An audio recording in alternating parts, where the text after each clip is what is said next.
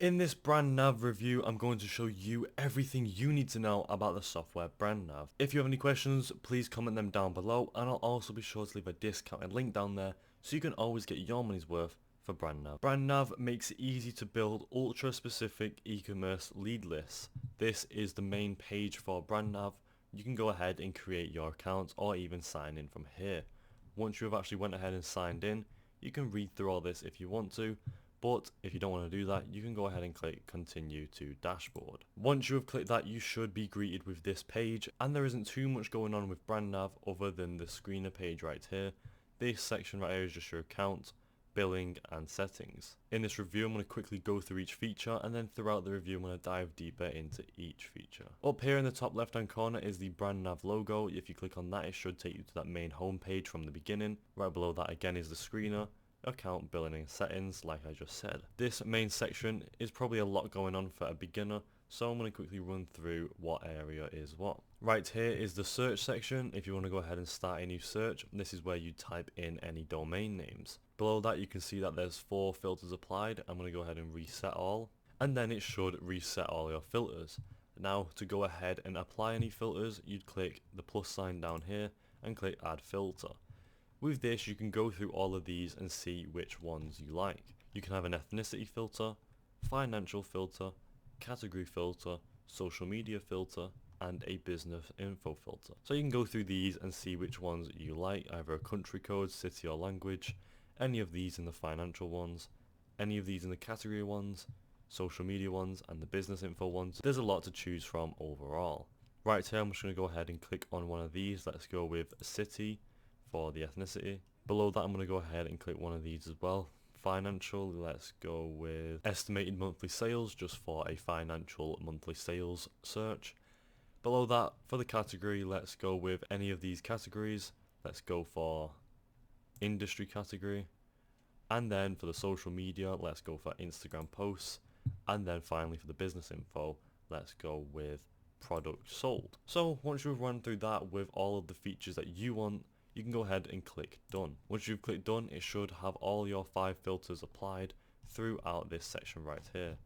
There's a lot going on, so we're going to go ahead and run through this now. So for a city, you can go ahead and apply this for certain.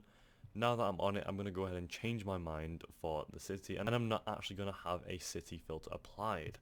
Right here, if you want to go ahead and remove any, you just click this little X button right next to the city right here, and then it should remove it. Now you have 4 filters applied. You can see that my estimated monthly sales have moved up the line.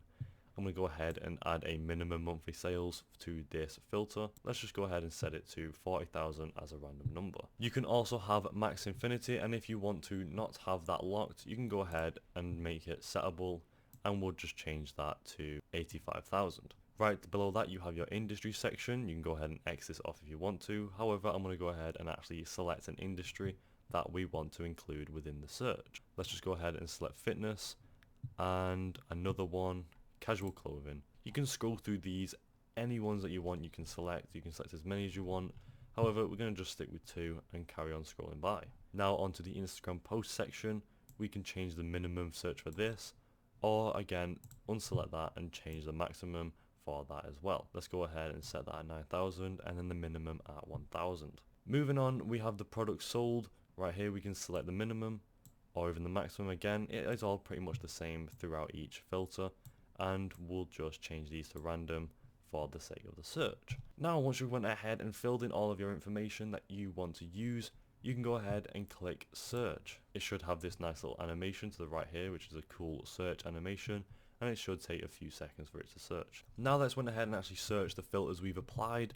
You can see that loads of different domain names, platforms, country and revenue has shown up. So for the domain name, we've got one right here. I'm not going to attempt to pronounce that, but you can see the platform it's on, the country it's in, and the revenue it has each month within our filter right here, since we did set it to a certain amount. You can go ahead and change these to whatever you want. If we go ahead and just set it to max value at infinity and click search, it should search again, but with those filters. Now it has went ahead and searched it with those filters that we put in. We just quickly changed the estimated monthly sales, and it says the domain name, platform, country and revenue again with our filters. We've got carlings.com, platform is a custom build, the country is unknown, and the revenue is 181,607.2 per month, since that's the filter we applied. So overall, that is pretty much what the software provides, what the BrandNav software actually features, and you can go ahead and mess about with this, or even just add any features that you want in case you're looking for a specific type of domain. We're going to go ahead and change some of the filters now, just so we can see if we can get any different type of information and make sure it works constantly. However, before we do that, if you want to go ahead and export any of these filters you have landed upon, you go ahead and click export right up here, and once you click that, it should export all of this features right down here. You can actually click on any of these websites if you want. If we go ahead and click on Carlings, as you can see, it has taken us to the Carlings website, and it is just a random website, but it does actually take you to the right website. So now I'm going to go ahead and change some of the filters. So what you want to do to change the filters again, we just go ahead and click reset all. However, if you actually want to keep some of them, you just go through and X off any you want to get rid of. Again, for now, I'm just going to go with resetting all and then add filters. It takes you back to this page, and you can go ahead and add any different types you want. So we're going to go ahead and add different ones now. We're going to go ahead and add an ethnicity of language, so we can make sure some of them might be a certain language. For the financial, let's go for the average product price, so we can actually see their average product price. For the category, we're not going to add that, we're going to skip that. For the social media, we're going to add TikTok followers, and then we're not going to add any business info for the sake of seeing the features. Once I've done that, I'm going to go ahead and click done, and it should apply them all here. You go ahead and go through these again to make sure they all are up to your standards. For the language, we're going to go ahead and type in English UK. As soon as you type in E, it should come up with it. So now moving on through, we can go ahead and change the average product price. Let's go with 1,000 and set the max value at affinity. Let's keep that the same. And then you can change the TikTok followers to, let's just put it at 30,000. We want them to have at least 30,000 followers on TikTok, since that is the minimum, and then the max can be any, because we want it at infinity. Once you've gone ahead and done that again, you'd go and do the same thing by clicking search. Has this cool little animation for it to search, and then it should end up searching your features applied. So it's actually went ahead and said no results found. I don't know what has gone on with that. I don't know whether that's the actual features that we put in within the filters we applied, or if that's the software on its own. However, that isn't really good for the software, and it should negatively impact the review, since no results have been found, and that isn't a good feature for the software. Moving on back to the left hand side, on the account section, this is where you change any account settings or any account features. Below that, you can move on to the billing section, and you have that little cool animation, and it should say we are on the free plan. If you want to go ahead and change that, you can click change plan. You can also buy any add-ons by clicking buy add-on, and then should select an option and click buy more if you want to. Right here it should say your usage details. I have 100 exports left, daily searches left, I've got 16. If you buy more or change plan, you should have more exports and more daily searches.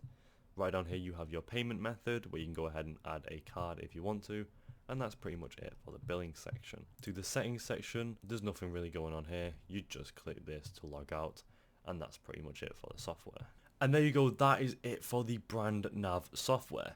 Overall, it's a great software for searching up domains. However, there are a few features that I don't like, and there are a few features that I do like. Personally, I wouldn't use it myself for the fact that it isn't really a most common software. However, for anyone looking for a certain software that searches domains, this is the software for you. For them features, it is really quick and easy for some searches and filters that you can apply. However, for some certain filters that I applied, it didn't actually end up with any searches. I don't know if that's on the filters I applied or the software itself. However, that is probably the downfall of the BrandNav software. Would I recommend this to anyone? Yes, I would if they're looking for certain specifics or maybe broad ranges. However, it isn't the most intricate software, and there's not really too much going on for any experts, but it is good for beginners. Overall, I do think it's a good software. That's it from me. I'll see you next time.